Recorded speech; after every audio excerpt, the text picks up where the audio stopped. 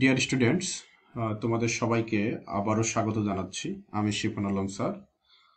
তো আমরা শিখছিলাম যে শেয়ার ভ্যালুয়েশন কিভাবে করতে হয়, এবং শেয়ার ভ্যালুয়েশনের জন্য আমাদের 1 নম্বর যে মডেল সেটা হচ্ছে জিরো গ্রোথ মডেল, শূন্য প্রবৃদ্ধি মডেল।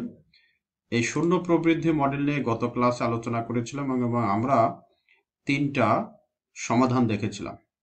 আজকে আমরা 2 নম্বর মডেল শেয়ার ভ্যালুয়েশনের, সেটা হচ্ছে যে কনস্ট্যান্ট গ্রোথ মডেল, স্থির প্রবৃদ্ধি মডেল যেটা বাংলায় বলে। এই নিয়মের অঙ্কগুলো আমরা আজকে একটু দেখার চেষ্টা করব। তো প্রথমেই আমরা দেখি যে স্থির প্রবৃদ্ধি মডেল বা কনস্ট্যান্ট গ্রোথ মডেল বলতে কি বোঝায়। দেখো, এখানে বলা হয়েছে যে মডেলে শতকরা নির্দিষ্ট হারে লভ্যাংশ বৃদ্ধি পায় এবং এই বৃদ্ধির হার প্রত্যাশিত উপার্জন হারের চেয়ে কম থাকে। অর্থাৎ এইখানে যে লভ্যাংশ যে বৃদ্ধির হার এটা নির্দিষ্ট থাকে, যে 5% অথবা 10% অথবা 8% এটা বলা থাকে। এবং এখানে আরেকটা বিষয় হচ্ছে যে এই যে ডিভিডেন্ড বৃদ্ধির হার, এটা কিন্তু অবশ্যই আমার যে কেই থাকবে, প্রত্যাশিত উপার্জন হার, সেই কেইর চেয়ে কম থাকবে, অর্থাৎ জির মান কেইর চেয়ে কম থাকবে। তো এইখানে যে ফর্মুলাটা শেয়ারের মূল্য নির্ণয়ের করার ক্ষেত্রে, অর্থাৎ P0 সমান D1/KE মাইনাস জি। আগে ছিল P0 সমান D0/KE, P0 সমান D0/KE, বাট এখানে যেহেতু আমার জি আছে এখানে, এই কারণে এখন সূত্রটা চেঞ্জ হবে। P0 সমান এখন D0 জায়গায় হয়ে যাবে D1। তো D1/KE আগে ছিল শুধু KE, এখন হচ্ছে KE থেকে জি, অর্থাৎ যতটুকু বৃদ্ধি পাবে ততটুকু মাইনাস হবে। তো এই হচ্ছে আমরা ফর্মুলা। আমরা অঙ্ক দেখলে আরো বেশি ক্লিয়ার হয়ে যাব। সো আমাদের অঙ্কটা দেখো, 4 নম্বর অঙ্ক। Nitol motor incorporation, Nitol motor একটা কোম্পানি, পেইড এ টাকা 35 ডিভিডেন্ড লাস্ট ইয়ার। গত বছর তারা ডিভিডেন্ড দিয়েছে 35 টাকা। গত বছর মানে হচ্ছে গত বছরের শেষে, লাস্ট ইয়ার মানে গত বছরের শেষে। কারণ তোমরা জানো গত বছর আগে আগে হচ্ছে প্রফিট ক্যালকুলেশন করা হয়, তারপরে হচ্ছে ডিভিডেন্ড দেওয়া হয়। তো প্রফিট যেহেতু বছরের শেষে হিসাব করা হয়, তার মানে ডিভিডেন্ডও বছরের শেষে দেওয়া হয়। তো তার মানে লাস্ট ইয়ার মানে গত বছরের শেষে 35 টাকা ডিভিডেন্ড দেওয়া হয়েছে। এরপরে আসো, at a constant growth rate of 5%। এরপরে আমার একটা বলছে যে এই ডিভিডেন্ডটা বাড়বে, তবে এই ডিভিডেন্ড বৃদ্ধির পরিমাণ রেট হবে 5%। 5% কখনো চেঞ্জ হবে না, 5%ই থাকবে। প্রতি বছর 5% আমার এই 35-এর সাথে অ্যাড হবে। So what is the value of common stock? তাহলে আমার শেয়ারের মূল্য কত সেটা আমাকে বের করতে হবে। If the investor required A 20% of return, যেখানে কেই বা ইনভেস্টরদের রিকোয়ার্ড রেট অফ রিটার্ন হচ্ছে 20%। সো এখানে দেখো আমার জি হচ্ছে 5% আর রিকোয়ার্ড রেট অফ রিটার্ন হচ্ছে 20%। তো আগেই বলা হয়েছিল জি অবশ্যই রিকোয়ার্ড রেট অফ রিটার্নের চেয়ে কম হবে, কে এর চেয়ে কম হবে। এখানে আমাদের 2 নম্বর শর্ত ছিল। তাহলে নির্দিষ্ট হারে বাড়ছে, সেটা হচ্ছে 5%, প্রতি বছর 5% করে বাড়বে। আগের বছরের সাথে 5% যোগ হয়ে পরের বছরের ডিভিডেন্ড হবে। সো এখানে যেটা দেওয়া আছে, দেখো আমাদের কি কি দেওয়া আছে সেটা দেখি। যে হিয়ার D0 সমান হচ্ছে 35, আর কেই দেওয়া আছে 20% মানে 0.20, আর আমার জি হচ্ছে ডিভিডেন্ড প্রতি বছর বাড়বে 5%, এই জন্য 5%। তাহলে P0 কত, অর্থাৎ price of share at present time, শেয়ারের বর্তমান মূল্য কত সেটা বের করতে হবে। সো আমাদের P0 বের করার ফর্মুলা জানি, যে P0 সমান প্রথমে আমাকে D1 বের করতে হবে, কারণ P0 বের করতে গেলে আমার D1 লাগবে। এই কারণে আমাকে এখানে আমাদের D0 দেওয়া আছে, এই যে দেখো D0 35 টাকা, বাট D1 নাই, D1 আমাকে বের করতে হবে। সো D1 বের করার ফর্মুলা হচ্ছে D0 ইন্টু 1 প্লাস জি। D0 ইন্টু 1 প্লাস জি, D0 যেহেতু আমাদের 35 টাকা, আর 1 প্লাস জির মান হচ্ছে 5% মানে 0.05। এই 35কে 1.05 দ্বারা গুণ করলে 36.75 টাকা হয়। এটা হচ্ছে D1 এর মান। এখন আমরা D1 এর মান যেহেতু পেয়ে গিয়েছি, এখন হচ্ছে আমরা P0 এর মান বের করব। সো P0 সমান এই formula D1 by KE minus G। So D1 আমরা পেয়েছি 36.75 টাকা, আর KE হচ্ছে বলাই ছিল 20% মানে 0.20, আর মাইনাস জির মান হচ্ছে 0.05।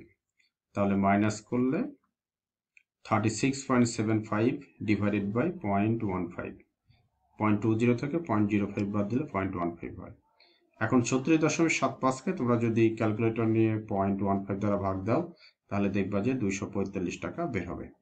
অর্থাৎ শেয়ারের বর্তমান মূল্য হচ্ছে 245 টাকা। এটা হচ্ছে আমাদের এই কনস্ট্যান্ট গ্রোথ মডেল অনুযায়ী। এরপরে আমরা কতগুলো অঙ্ক তোমাদের দিয়েছি, এটা হচ্ছে প্র্যাকটিস করার জন্য, যে সেম নিয়মের অঙ্ক। এই কারণে কিন্তু আমি এখানে করে দেইনি, বাট আমি এখানে অ্যান্সারটা দিয়েছি।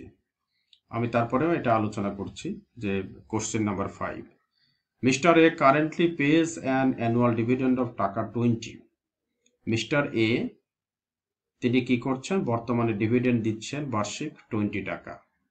তাহলে এটা হচ্ছে D0 হচ্ছে আমার 20 টাকা কারেন্টলি বর্তমানে যেটা দিচ্ছেন, which is expected to grow at 5% indefinitely.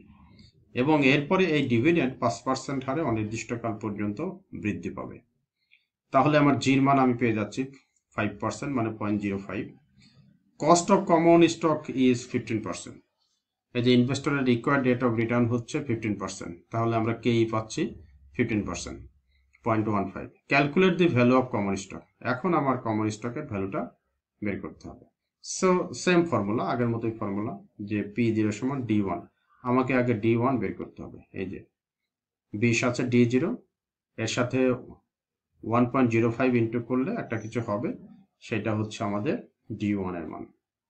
এরপরে এই ফর্মুলা অনুযায়ী করলে কোনো পার্থক্য নেই, এই ফর্মুলা অনুযায়ী করলে তোমরা এই অঙ্কটা করতে পারবে। আমরা কোশ্চেন নাম্বার 6 দেখি কোনো চেঞ্জ আছে কিনা।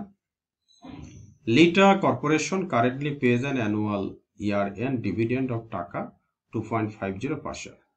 লিটা কর্পোরেশন এখন বাৎসরিক সে ডিভিডেন্ড দিচ্ছে 2.50, 2.5 টাকা করে ডিভিডেন্ড দিচ্ছে। তাহলে এটা হচ্ছে আমার D0, যেটা currently pays. It plans to increase this by 5% next year. এবং আগামী বছর থেকে সে 5% কি করবে, এই ডিভিডেন্ড বৃদ্ধি করবে।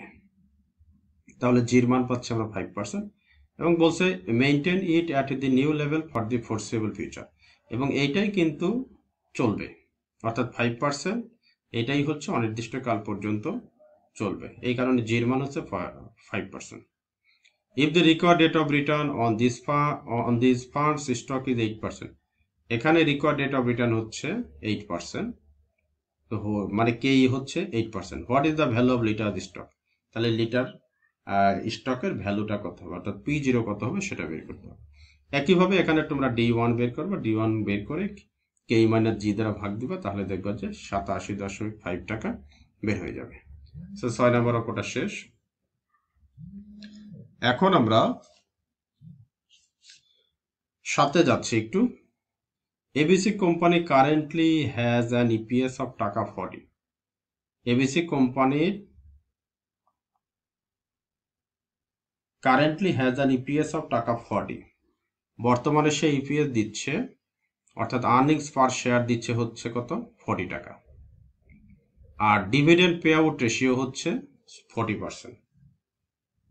An investor required A 14% on this kind of investment. তাহলে এখানে কেই বা রিকোয়ার্ড রেট অফ রিটার্ন হচ্ছে 14% এই ইনভেস্টমেন্টের। The dividend growth rate is 8%। What is the value of share? তাহলে আমাদের শেয়ারের ভ্যালু কত সেটা আমাদের নির্ণয় করতে হবে। এই অঙ্কটা কিন্তু একটু ঘোরানো। সো ঘোরানো বলতে এখানে দেখো কেই 14% এটা ঠিক আছে, আবার জি 8% এটাও ঠিক আছে, বাট আমার D0 অর্থাৎ বর্তমানে ডিভিডেন্ড কয় টাকা করে দিচ্ছে সেটা কিন্তু দেওয়া নাই। বাট এখানে কিন্তু কিছু ইনফরমেশন দেওয়া আছে। বলছে ইপিএস আর্নিংস পার শেয়ার, প্রতি শেয়ারের সে দেখো আর্নিংস, প্রতি শেয়ারে এই কোম্পানি আয় করেছে মুনাফা করেছে 40 টাকা। আর ডিভিডেন্ড পে আউট রেশিও হচ্ছে 40%। অর্থাৎ শেয়ার প্রতি আর্নিংস যা হবে তার 40% হচ্ছে আমার ডিভিডেন্ড। তাহলে এইটা আমরা কিভাবে বের করব? সো তোমরা লিখবা যে D0 সমান হচ্ছে ইপিএস,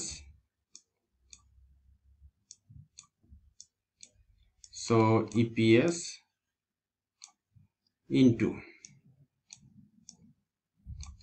ইন্টু হচ্ছে আমার ডিভিডেন্ড পে আউট রেশিও, এই যে DPR। সো এইটা দিলেই তোমরা কিন্তু D0 পেয়ে যাবে। তাহলে ইপিএস হচ্ছে আমার কত? 40 টাকা। আর আমাদের ডিভিডেন্ড পে আউট রেশিও হচ্ছে আমাদের 40%।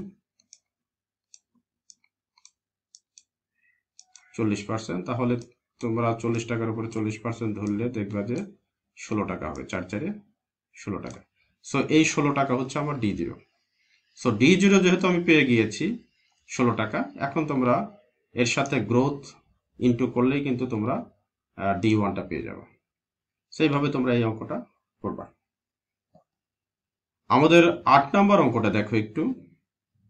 Tasnim motors is currently selling for টাকা 100 পার share. Tasnim Motors is currently selling for টাকা 100 per share and pays dividend টাকা 5। এখানে একটা জিনিস দেখো যে তাসনিম মোটরস বর্তমানে তার শেয়ার বিক্রি করছে, প্রতিটা শেয়ার হচ্ছে 100 টাকা। অর্থাৎ এখানে কিন্তু আমার P0 দেওয়া আছে, P0 হচ্ছে 100 টাকা। and pays dividend, এবং ডিভিডেন্ড অর্থাৎ D0 হচ্ছে আমার 5 টাকা। The investors requires 15% return on this stock, এবং ইনভেস্টরের কেই হচ্ছে 15%। What is the expected growth rate of dividend? এখানে কিন্তু আমার জির মান বের করতে হবে। সো এটা কিন্তু একটু ব্যতিক্রম অঙ্ক, জির মান আমাকে এখানে বের করতে হবে, জির মান দেওয়া নাই। সো আমার এখানে কি কি দেওয়া আছে সেটা তোমরা আগে বের করো। যে আমার এখানে P0 দেওয়া আছে, P0 হচ্ছে আমাদের কত? 100 টাকা। এবং আমাদের ডিভিডেন্ড মানে হচ্ছে আমার D0। এই D0 কিন্তু আমার দেওয়া আছে কত টাকা? D0 হচ্ছে 5 টাকা। এবং আমাদের কেইউ কিন্তু দেওয়া আছে, কেই হচ্ছে আমাদের এই যে 15% মানে 0.15। সো এই যে 0.15। আর আমার কিন্তু এখানে গ্রোথ রেট নাই। সো গ্রোথ রেটটাই কিন্তু আমার এখানে বের করতে হবে। সো আমরা জানি যেহেতু এটা দেখতে পাচ্ছি এটা হচ্ছে আমাদের কনস্ট্যান্ট গ্রোথ রেট মডেল, এবং এইখানে আমাদের P0 বের করার ফর্মুলা আমরা জানি, তোমরা এটা একটু মনে রাখবে যে আমাদের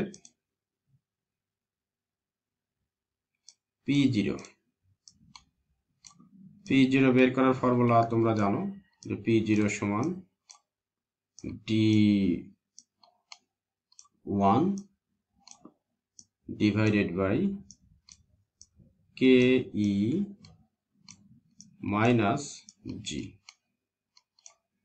তাহলে আমার এখানে D1টা আগে বের করতে হবে। আর D1 এ তোমরা জানো যে D1 বের করার ফর্মুলা হচ্ছে D0 into 1 plus G।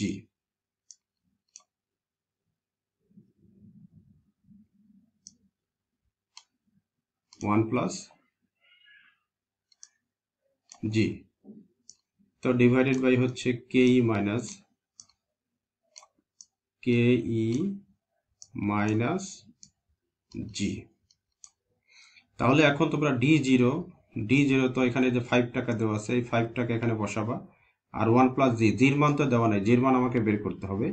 এখানে কে এর মান দেওয়া আছে 0.15, এটা বসাবা। আর জির মান তো নাই, তাহলে এগুলো P0 মান 100 টাকা লিখবা। এগুলো ক্যালকুলেশন করলে দেখবা যে অঙ্কটা তুমি জির মান পেয়ে যাচ্ছ। সো এই হচ্ছে আমাদের আজকের সমস্যা। আশা করি বুঝেছো। কোনো সমস্যা থাকলে অবশ্যই জানাবে। ভালো